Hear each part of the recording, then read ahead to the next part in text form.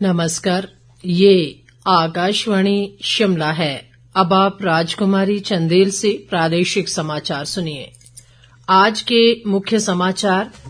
केंद्रीय पर्यावरण मंत्रालय ने किन्नौर जिले में शोंगटोंग कड़छम जल विद्युत परियोजना के दूसरे चरण को दी मंजूरी।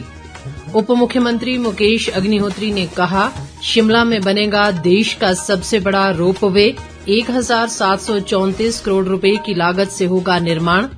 राज्य के कई जिलों में आज ईडी ने की छापेमारी। निजी अस्पतालों में आयुष्मान भारत योजना में कथित अनियमितताओं को लेकर की छानबीन। और विपक्ष के नेता जयराम ठाकुर ने राज्य सरकार पर केंद्रीय परियोजनाओं में रोड़े अटकाने का लगाया आरोप। अब समाचार विस्तार से।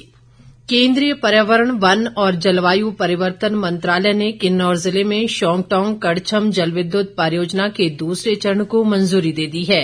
मुख्यमंत्री सुखविंदर सिंह सुक्खू ने आज शिमला में बताया कि राज्य सरकार के प्रयासों से केंद्र सरकार ने परियोजना के लिए लगभग 85 बीघा जमीन के उपयोग को स्वीकृति प्रदान कर दी है।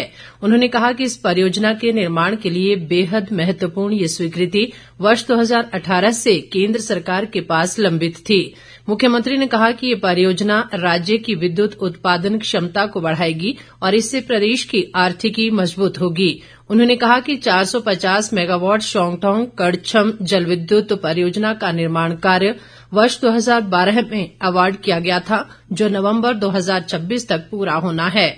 सुखविंदर सिंह सुक्खू ने बताया कि परियोजना से विद्युत उत्पादन के लिए एक ट्रांसमिशन लाइन बिछाई जा रही है। शिमला में देश के सबसे बड़े 14 किलोमीटर रोपवे का निर्माण प्रस्तावित है। ये रोपवे तारादेवी से पुराने बस अड्डे, संजौली और अन्य क्षेत्रों को जोड़ेगा, जिससे शहर में लगातार बढ़ रही ट्रैफिक जाम की समस्या से निजात मिलेगी। इस रोपवे को लेकर आज शिमला में एक संगोष्ठी का आयोजन किया गया, जिसमें उप मुख्यमंत्री मुकेश अग्निहोत्री ने मुख्य अतिथि के रूप में शिरकत की। उन्होंने बताया कि शिमला में बनने वाले ये रोपवे दुनिया का दूसरा और भारत का पहला सबसे बड़ा रोपवे होगा।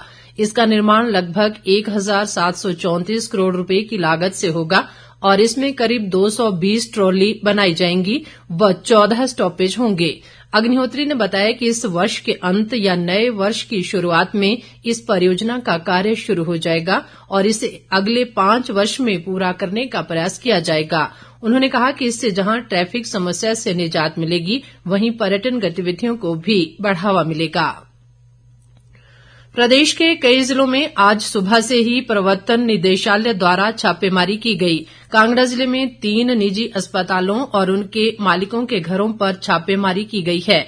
नगरोटा से कांग्रेस विधायक आरएस बाली व देहरा से कांग्रेस नेता राजेश शर्मा के घरों और उनके निजी अस्पतालों में ईडी की दबिश से जिले में हड़कंप मच गया।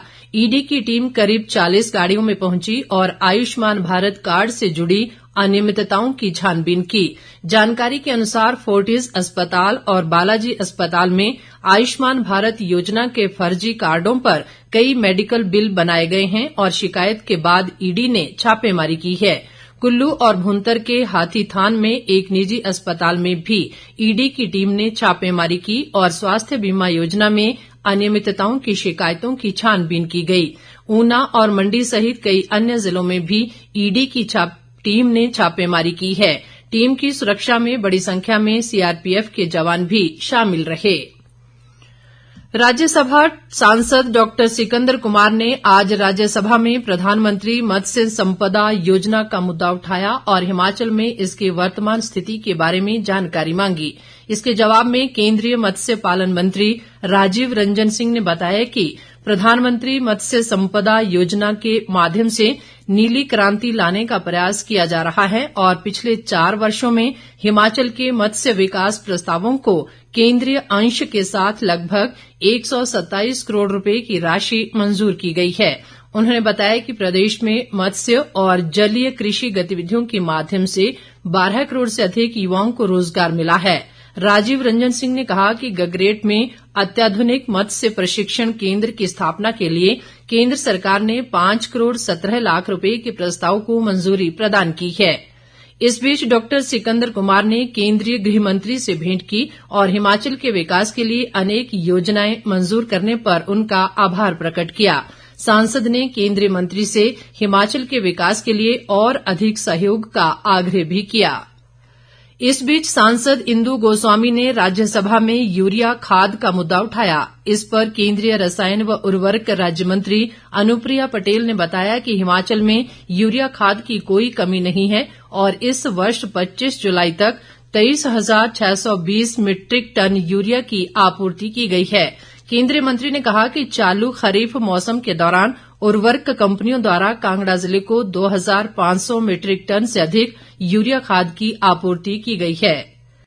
लोक निर्माण मंत्री विक्रमादित्य सिंह ने कहा है कि प्रदेश में 100 से 200 की आबादी वाले सड़क सुविधा से वंचित गांवों को प्रधानमंत्री ग्राम सड़क योजना के चौथे चरण में मुख्य सड़कों से जोड़ा जाएगा।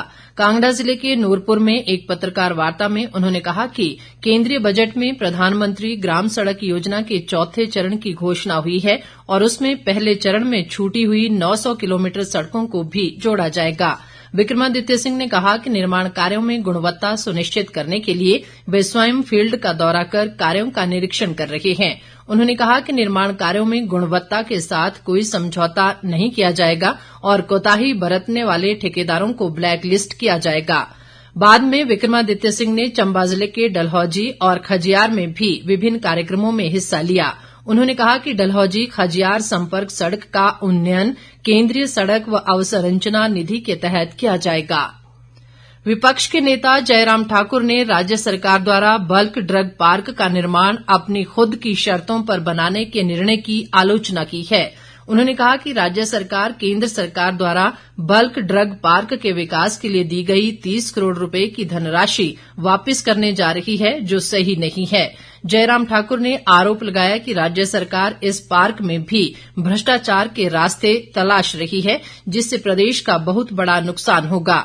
उन्होंने कहा कि सुक्खू सरकार केंद्रीय परियोजनाओं में अड़ंगे लगा रही है और रोजगार व राजस्व के एक बड़े स्रोत को राजनीति की भेंट चढ़ाया जा रहा है। इस बीच जयराम ठाकुर के नेतृत्व में हाटी समुदाय के एक प्रतिनिधिमंडल ने केंद्रीय गृह मंत्री अमित शाह से लोकसभा कार्यालय में मुलाकात की। प्रतिनिधिमंडल ने जनजाति दर्जा देने के लिए केंद्र सरकार का आभार जताया। वहीं राज्य सरकार द्वारा इस कानून को लागू न करने के संबंध में भी गृह मंत्री को अवगत करवाया। उन्होंने केंद्रीय मंत्री से जल्द इस कानून को लागू करवाने का आग्रह किया। कांग्रेस विधायक कुलदीप राठौर ने कहा है कि सांसद राहुल गांधी देश की आवाज बनकर उभर रहे हैं और केंद्र में सरकार में बैठे नेताओं को ये बात रास नहीं आ रही है। शिमला में आज एक पत्रकार वार्ता में उन्होंने कहा कि लोकसभा में सांसद अनुराग ठाकुर द्वारा राहुल गांधी पर अशोभनीय टिप्पणी की गई है, जो सदन के विपक्ष के नेता के खिलाफ सही नहीं है।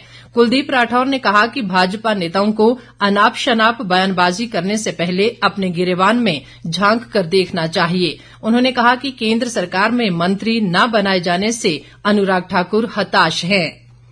इस बीच प्रदेश भाजपा मीडिया प्रभारी कर्ण नंदा ने कहा है कि लोकसभा में अनुराग ठाकुर के दमदार भाषण से कांग्रेसी नेता परेशान हैं। उन्होंने कहा कि अनुराग ठाकुर ने कांग्रेस नेताओं को उनका असली चेहरा दिखाया है, जिससे पार्टी बौखला गई है। कर्ण नंदा ने कहा कि प्रधानमंत्री नरेंद्र मोदी ने भी लोकसभा में अनुराग ठाकुर के भाषण की प्रशंसा की है। प्रधानमंत्री नरेंद्र मोदी के आह्वान पर भाजपा का देश भर में एक पेड़ मां के नाम अभियान कल से शुरू हो रहा है। प्रदेश भाजपा अध्यक्ष राजीव बिंदल ने बताया कि प्रदेश के हर बूथ पर 50 पौधे लगाए जाएंगे और 8,000 स्थानों पर 4 लाख पौधे लगाने का लक्ष्य रखा गया है। उन्होंने प्रदेश के सभी लोगों से इस अभियान में बढ़ चढ़कर भाग लेने और राज्य को हरा भरा बनाने का आह्वान किया है। आंध्र प्रदेश में होने वाली राष्ट्रीय जूनियर महिला फुटबॉल प्रतियोगिता के लिए हिमाचल की टीम रवाना हो गई है। मुख्यमंत्री के राजनीतिक सलाहकार और प्रदेश फुटबॉल संघ के अध्यक्ष सुनील शर्मा बिट्टू ने महिला खिलाड़ियों को शुभकामनाएं दी और उन्हें प्रोत्साहित किया। बिट्टू ने कहा कि मुख्यमंत्री सुखविंदर सिंह सुक्खू के नेतृत्व में प्रदेश में फुटबॉल को बढ़ावा मिला है और प्रदेश से 22 महिला खिलाड़ी इस प्रतियोगिता में हिस्सा लेंगी। हिमाचल की टीम का पहला मुकाबला 3 अगस्त को आंध्र प्रदेश के साथ होगा। अंत में मुख्य समाचार एक बार फिर। केंद्रीय पर्यावरण मंत्रालय ने किन्नौर जिले में शोंगटोंग कड़छम जल विद्युत परियोजना के दूसरे चरण को दी मंजूरी। उप मुख्यमंत्री मुकेश अग्निहोत्री ने कहा, शिमला में बनेगा देश का सबसे बड़ा रोपवे, 1734 करोड़ रुपए की लागत से होगा निर्माण। राज्य के कई जिलों में आज ईडी ने की छापेमारी, निजी अस्पतालों में आयुष्मान भारत योजना में कथित अनियमितताओं को लेकर की छानबीन। और विपक्ष के नेता जयराम ठाकुर ने राज्य सरकार पर केंद्रीय परियोजनाओं में रोड़े अटकाने का लगाया आरोप। इसके साथ ही ये समाचार बुलेटिन समाप्त हुआ। नमस्कार।